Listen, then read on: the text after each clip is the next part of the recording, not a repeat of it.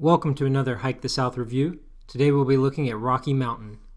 You can find all of this information on hikethesouth.com, links in the description below.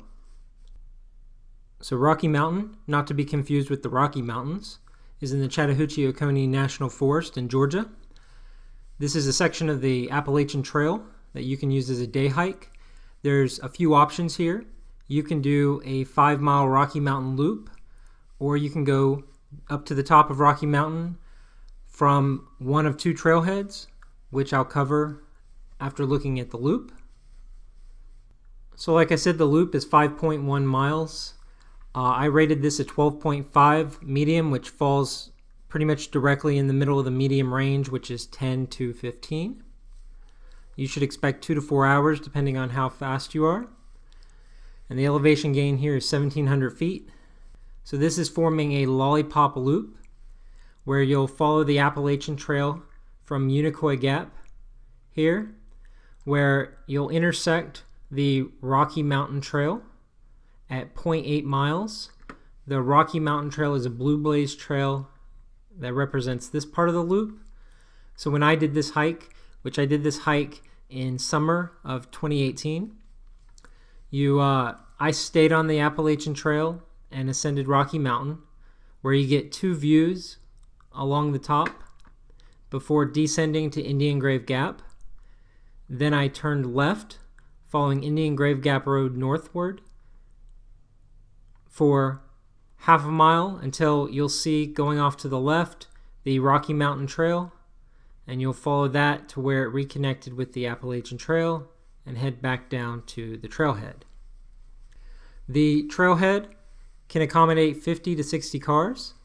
It is a gravel parking lot off of the highway here. However, even though it is quite a large parking lot, it will fill up really fast. So definitely get there early on nice weekends. So quickly looking at the elevation map here. Right here is Rocky Mountain. You'll ascend about 1,000 feet over 1.3 miles. Then you'll descend the other side of Rocky Mountain to Indian Grave Gap, where you'll walk along Indian Grave Gap Road. And then you will reascend Rocky Mountain, but not all the way, near the top, and then head back down to the trailhead. It's quite steep along several sections here. You can see the slope breakdown.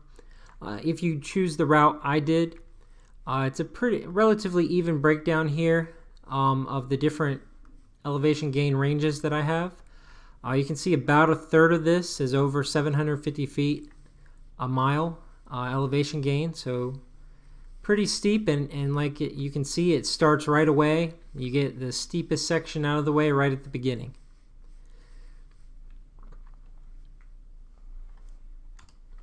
So looking at the photos, when you're at the trailhead parking lot, you want to be on the south side of the parking lot. That's where the trail starts. Look for the post with the white blaze for the Appalachian Trail.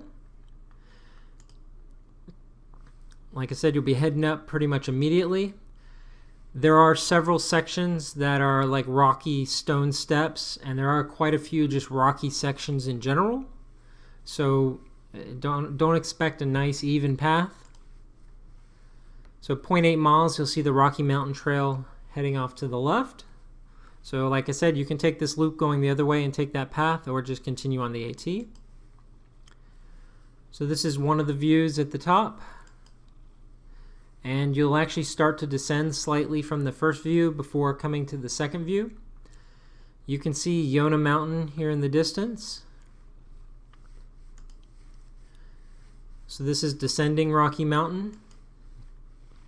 So this is at Indian Grave Gap, where there'll be the Indian Grave Gap Road, and you will turn left and head northbound on this road. There are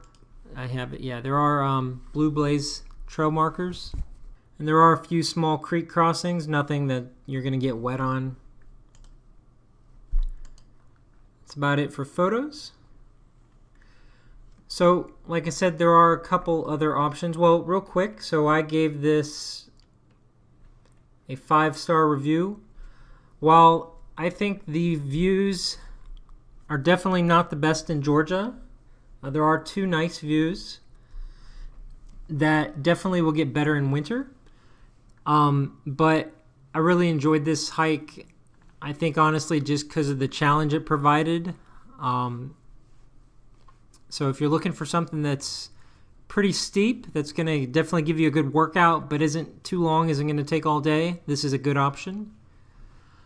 And like I said, there are two other options here. You can just go up to Rocky Mountain and not do the loop. Just go straight up to the two views and back down. And that would be 3 miles, and I rated it as an 8 easy medium.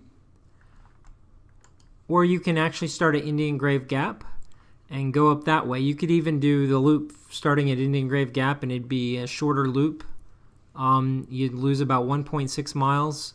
So that would end up being, 3.5 mile loop. If you are going to plan on starting from Indian Grave Gap, just note that to get here, at least from the shortest route along Indian Grave Gap Road.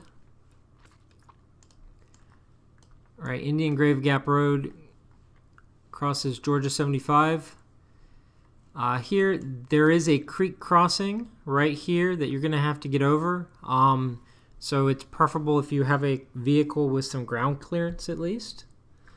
I have been told if you are coming from Indian Grave Gap Road further down from Helen, right here, I have not driven this section of road, but I've been told that is fine for lower ground clearance vehicles like sedans. But I can't confirm that.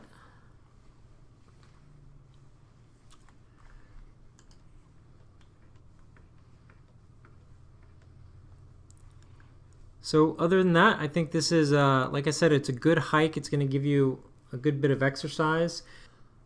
Otherwise, let me know what you think. Leave a comment. Let me know again if you like this format, and if you've done this hike before. Leave a review on hikethesouth.com. Again, links in the description. Let other people know what you thought of it.